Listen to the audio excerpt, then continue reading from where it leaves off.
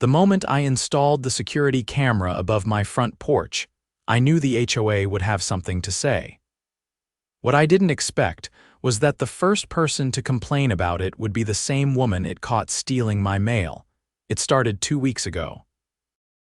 I was sipping iced coffee in the kitchen when I heard the ring chime. Motion detected. I pulled up the footage on my phone. A woman in a wide-brimmed sun hat was standing at my mailbox. She looked around, then yanked open the box and snatched a bundle of envelopes like she owned the place. No gloves, no hesitation, just clean theft. I froze. It was Dolores Danning, president of the HOA. The same woman who fined me last month for having a non-regulation shade of mulch in the flower bed. Dolores, who once threatened to tow my truck for being parked 2 inches over the sidewalk line. Now she was stealing my mail like it was a neighborhood bake sale flyer. I didn't rush out. I didn't say a word. I saved the footage, time-stamped it, and emailed it to myself. Then I waited. A day passed. Then another. On the 3rd day, she showed up at my door with that tight, forced smile she wore like a badge. "Walter," she said, her voice syrupy and fake. "We need to talk about that camera." I crossed my arms. "Yeah, what about it?" She glanced up at it like it was a spy drone. "It's an eyesore. It violates Article 12, Section B of the Association Covenant. No visible surveillance equipment permitted on front-facing architecture. It's on my house." "It's in plain view," she said. "We'll need you to remove it." I leaned in slightly. "You mean the camera that caught you stealing my mail?" Her mouth opened, then shut. She blinked. "Excuse me." "I've got the footage, Dolores, clear as day. You took a stack of letters from my mailbox on Tuesday morning at 8:15. Her face flushed red. "That's ridiculous." "I was checking for HOA correspondence." "Really? Funny, none of the letters were addressed to you." She turned on her heel and stormed off without another word. The next morning, 2 police cruisers pulled up to my driveway. I stepped out as one of the officers approached. "Are you Walter Madsen?" he asked. "Yeah. We got a report of illegal surveillance." Camera pointed at the street and neighboring properties. Dolores was standing across the street on her porch, arms folded, watching like she was directing traffic. I invited the officers in. Showed them the camera footage, the angle, everything. Not a single inch of my neighbor's yards were visible. Just my porch, my driveway, and my mailbox. Then I played the clip. There she was, Dolores Danning, reaching into my mailbox like it was her own personal suggestion box. The younger officer let out a low whistle. "You said this was from Tuesday." "Yup, save the original file, metadata's intact." The older officer turned to his partner. "That's a federal crime." I looked out the window. Dolores was still there, arms crossed, radiating smugness. Until the officers crossed the street. Dolores must have realized by the way the officers approached her less like city servants, more like men who'd just been handed a reason to make their morning worth something that her little show was about to unravel. I watched from my doorway as the older officer said something to her that wiped the color clean off her face. She stepped back, stammered, then quickly tried to usher them inside her house. They didn't move. The younger one pointed back toward my place, then to the mailbox. She looked like someone had just told her the winning lottery ticket she'd thrown away was actually real. I didn't stick around to gloat. I had work to do, blueprints to finish, and a contractor walk-through scheduled in 40 minutes. I'm a structural engineer, self-employed. Which means when I lose time, I lose money. Dolores apparently thought I had nothing better to do than fight neighborhood politics. By the time I returned that afternoon, her car was gone, but a folded letter was taped to my front door. Thick HOA letterhead, full caps, and clipped language. It said I was under formal review for harassment, unauthorized surveillance, and obstruction of HOA operations. No signature, just a printed board of directors. That was the moment I knew this wasn't just about a camera. Dolores was circling the wagons. I walked straight into my office and opened my filing drawer. I'd kept every HOA newsletter, every policy update, every amendment they'd ever sent since I moved in 5 years ago. I started flipping through them, highlighting anything referencing privacy, surveillance, or board conduct. Took about an hour before I found something interesting. An amendment from 2 years ago buried in a quarterly update had redefined surveillance equipment as any recording device that captured footage of another resident's private property without consent. Mine didn't. But what caught my attention was the clause directly beneath it. It stated, "Any HOA board member who violates state or federal law while acting in an official capacity shall be subject to immediate suspension pending a full vote by the community." Dolores had been wearing her HOA badge during the theft. I had the footage to prove it. That night, I called my brother-in-law, Marcus, an assistant U.S. attorney. I didn't ask him to intervene, just wanted clarity. He told me mail theft was a federal offense, no matter the reason. If she was acting in an official role when she did it, that just made it more complicated. For her. "What about the HOA trying to penalize me for reporting it?" I asked. He paused. "If they retaliate, that's a civil rights issue, especially if they're threatening fines or trying to silence you." I thanked him, hung up, and started writing. The next morning, I emailed a formal complaint to the HOA board. I CC'd every homeowner in the neighborhood whose contact info I had access to, about 30 addresses in all. I attached stills from the footage, a screenshot of the timestamp, and a copy of the policy amendment. I clearly stated that a board member had committed a felony while acting in official capacity, and that per the HOA's own bylaws, she was to be suspended until a vote could be held.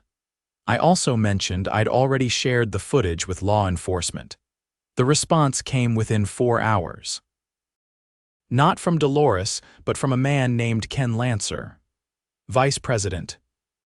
He said the board was reviewing the matter internally and asked me to refrain from further communication with other residents until they'd had a chance to assess. I replied with one sentence: "Any attempt to silence a whistleblower will be documented and forwarded to the appropriate legal channels." That was the last time I heard from Ken directly. What I did hear loud and clear was from my neighbors. By midweek, 5 different people approached me while I was outside watering the lemon tree. One woman, Cheryl from 2 doors down, said she'd had packages go missing 3 times last month. Another, a Vietnam vet named Hank, told me Dolores once accused him of brandishing a rake because he raised it while waving at his grandkids. "She's been throwing her weight around for years," he said, leaning on his cane. "But this is different." You've got proof. By Friday, someone had started a petition to suspend Dolores and hold a special community vote. It collected 27 signatures before the week ended. I didn't start it, but I signed it. That's when the real retaliation began. I got a notice from the HOA that my trash bins were in violation. Said they were visible from the street, even though they were behind a 6-foot privacy fence. I checked the timestamp on the picture they attached. It was from nearly a year ago. Someone had dug through old records to fabricate a violation. The next day, a landscaping citation. Overgrown vegetation near the curb. I measured it. The grass was exactly 3 inches tall. HOA policy allowed up to 6. It wasn't just me either. Cheryl got a notice that her mailbox was tilted at an unsightly angle. Hank was told his American flag was mounted improperly.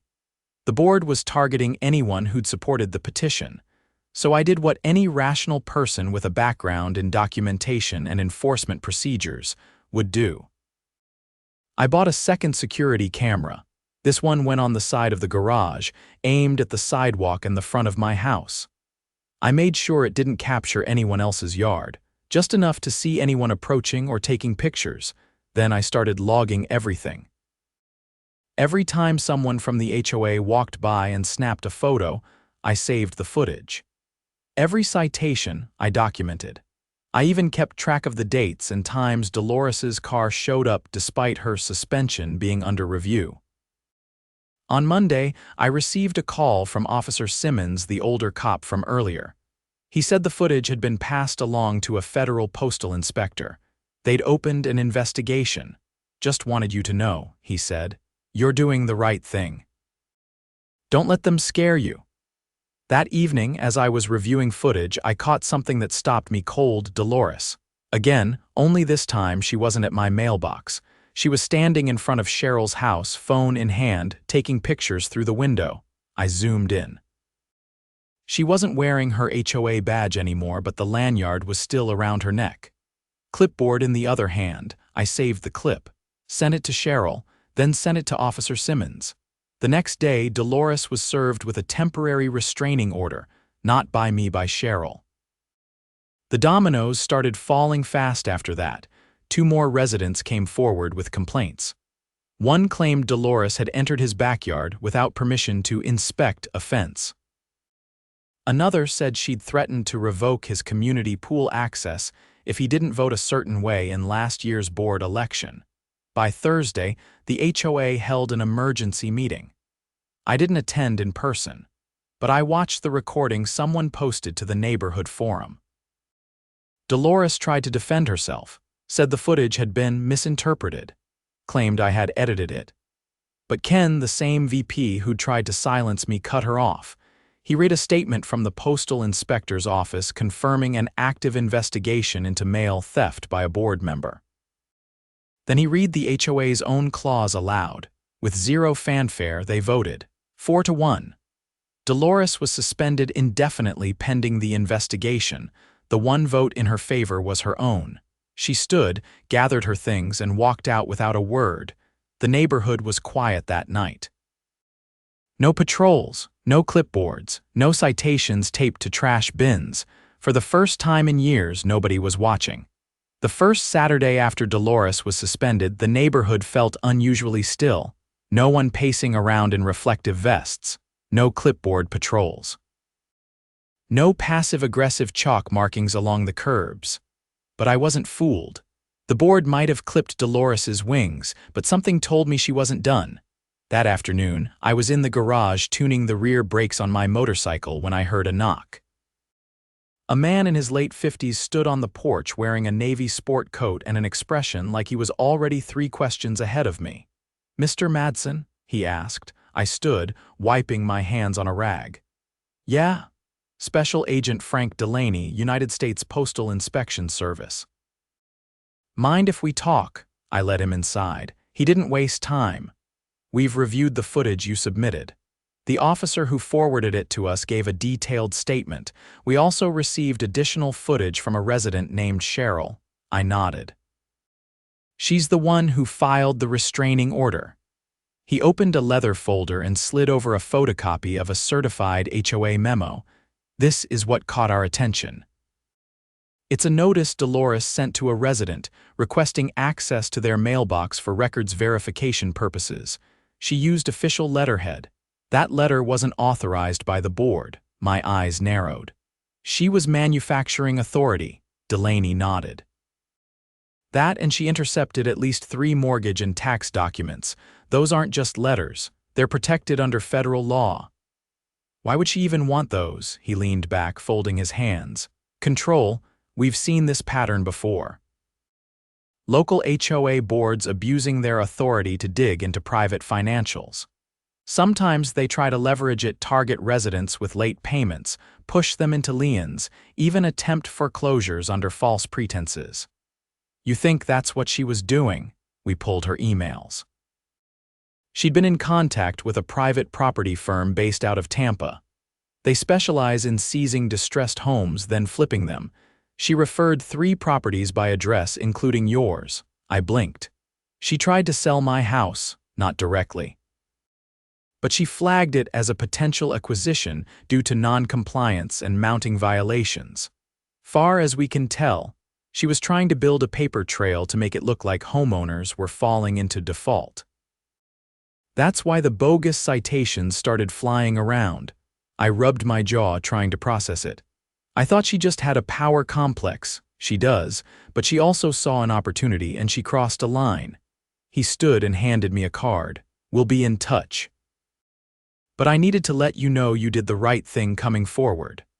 After he left, I sat down in my office and stared at the wall for a long minute. Dolores hadn't just been petty, she'd been orchestrating a scheme to force people from their homes. And I'd almost missed it. That night, I pulled up the footage from the new camera.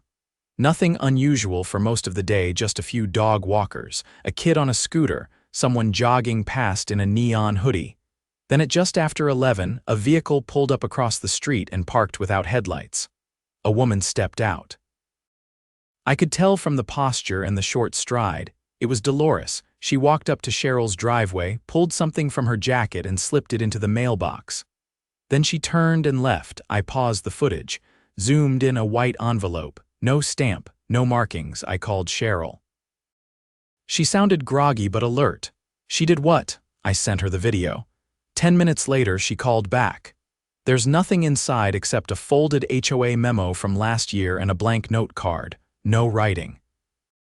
She's trying to make it look like I'm mailing myself fake documents. She's setting you up. Not just me. I think she's trying to discredit any of us who stood against her. By morning, I had a plan. I took all the footage from the last week and compiled it into a single file. I included timestamps, street views, and a short voiceover explaining what each clip showed. Then I posted it to the neighborhood forum under the title, "Why We Must Remove Dolores Permanently." It got over 200 views in the first day. The comment section exploded. People shared their own stories: unauthorized inspections, pressure to sell, surprise liens they'd never seen before. One man said he'd paid a parking fine 3 times because it kept disappearing from the HOA's records. Another said Dolores once told him he could avoid a lengthy process if he just signed over a portion of his back lot for easement purposes. Within 48 hours, the board called a full community meeting. I showed up early, expecting the usual turnout of maybe 20 people. There were over 80. The meeting was held in the clubhouse, but chairs ran out so people stood along the walls and spilled into the hallway. Ken, the VP, looked overwhelmed. He tapped the mic twice before speaking. "We've reviewed the evidence, and after consulting with legal counsel, we're moving to vote on permanent removal of Dolores Danning from the board.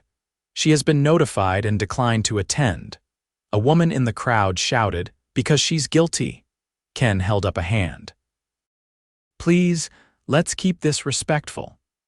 We will also be voting on whether to open a full audit of the HOA's financial records and enforcement practices. This will be conducted by an independent third party, not affiliated with any current board member." A quiet rumble of approval moved through the room. The vote was unanimous. Dolores was officially removed and the audit was approved. After the meeting, I found myself surrounded by people shaking my hand, thanking me, offering to help with the audit. One guy, a retired tax attorney, handed me his card and said, "If you need someone to comb through the books, I'm bored and I hate bullies." Later that week, I met with the audit team. They'd already found something. Dolores had authorized over $18,000 in landscaping and maintenance contracts to a company owned by her nephew. The work had either never been done or was double billed. One invoice claimed $700 for decorative gravel redistribution. The board froze all further payments and filed a civil suit. Then came the real bombshell. A subpoena of her personal emails revealed an encrypted folder she tried to delete the week before her suspension.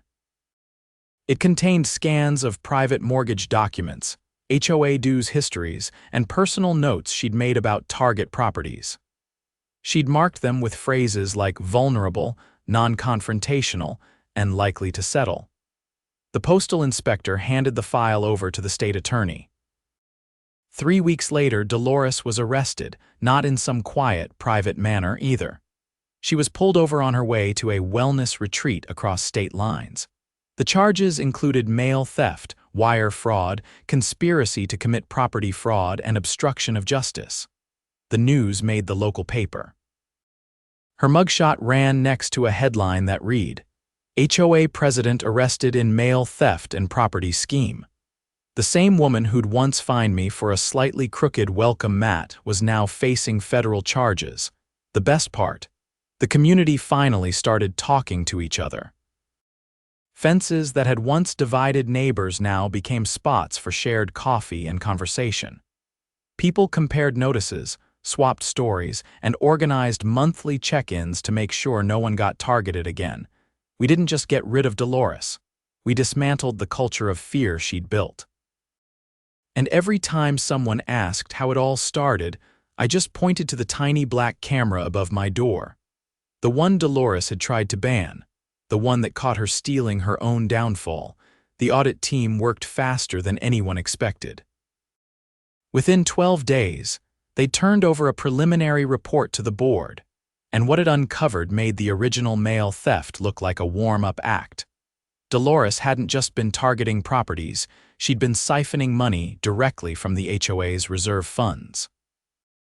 The account, meant for emergency repairs and infrastructure upkeep, was missing over $34,000.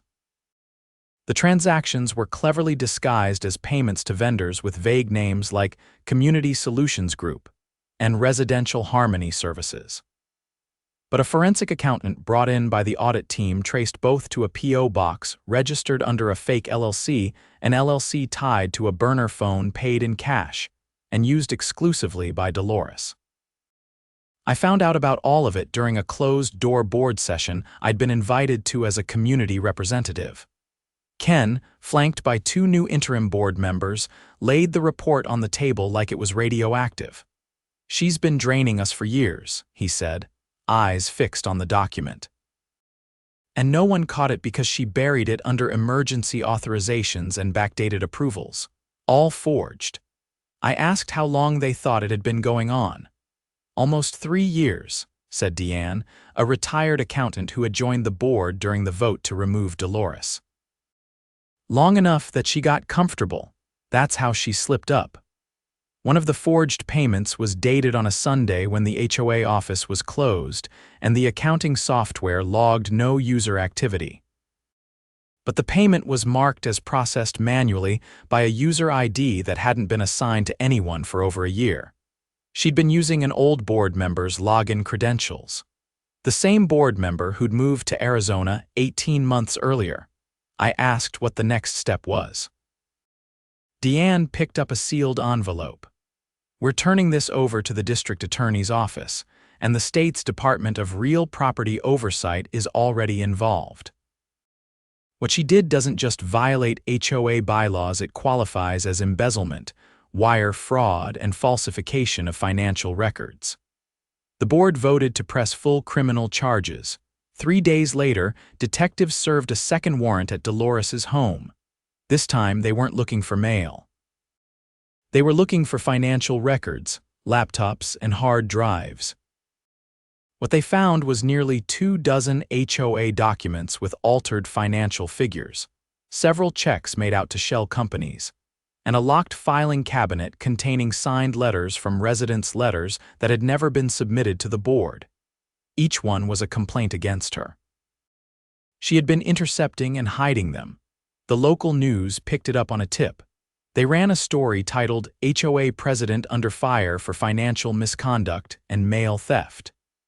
A grainy photo of Dolores being escorted out of her home in sweats and sunglasses was plastered on the 6 o'clock broadcast.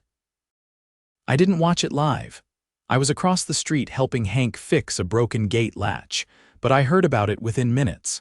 Cheryl stuck her head out and shouted that the news van was circling the block. The next morning, a letter arrived at my door. Not from the HOA, but from the county clerk's office. It was a subpoena. They wanted a complete copy of the original footage, along with the metadata, file history, and any communication I'd had with law enforcement. I handed it over without hesitation. That camera had become more reliable than any neighborhood watch sign ever could have been. A week later, I was called to testify before a grand jury. The courtroom was clinical and quiet. Fluorescent lights buzzed faintly overhead, and the only sound was the shuffle of papers and the occasional cough from the court reporter. I took the stand and answered every question clearly. I described the footage, the timestamps, the notices Dolores had sent me, and the retaliatory citations. I provided the timeline, the names of officers who responded, and the sequence of events that led to the discovery of the financial fraud. When the prosecutor asked if I had any reason to believe Dolores had acted alone, I paused. She used her position to silence dissent, manipulate records, and intimidate residents. If anyone else was involved, they were either too afraid to speak up or they were benefiting. That answer seemed to land hard. The prosecutor nodded and moved on. The grand jury returned an indictment within 48 hours. Dolores was charged with 6 counts of wire fraud, 3 counts of mail theft, obstruction of justice, and embezzlement. Her bail was set high enough that she couldn't pay it without touching the very funds she was accused of stealing. Her attorney tried to argue she was being politically targeted by disgruntled residents. The judge wasn't impressed. Meanwhile, the HOA was in full rebuild mode. With Dolores gone and her inner circle either stepping down or distancing themselves, the board held open elections for new leadership. I didn't run, but I endorsed Deanne and 2 others who had been the loudest advocates for transparency during the whole ordeal. They won by a landslide. One of their first acts was to initiate a full policy overhaul. The new rules made board member finances subject to annual audits. All citations now required time-stamped photo evidence and board approval before issuance. And most importantly, a new clause was added requiring every HOA meeting to be recorded and made available to residents within 7 days. The culture shifted almost overnight. People stopped whispering about violations and started talking openly about improving the neighborhood. Someone organized a weekend cleanup. Cheryl volunteered to repaint the community benches. Hank donated his old toolset to a shared storage shed for public use. One evening, I was walking back from the corner store when a kid on a bike skidded to a stop near my driveway. He pointed at the camera above my porch. "That the one that got her arrested?" I glanced up at it. "Yeah, that's the one." He gave me a thumbs up and pedaled off. That weekend, a letter from the Office of the State Attorney General arrived. It confirmed that Dolores had agreed to a plea deal. In exchange for a reduced sentence, she admitted to all charges and agreed to pay restitution to the HOA. The amount, just over $51,000. She was banned from serving on any housing board or property management organization for life. I stood on my porch that night, watching a group of kids play kickball in the cul-de-sac. Cheryl was chatting with Deanne at the end of the driveway. Hank was sitting on his porch, waving at passersby like he always did. For the first time since I moved in, the neighborhood felt like something it hadn't in years. Ours, no clipboards, no threats. No one hiding behind bylaws, just neighbors and a little black camera that never blinked.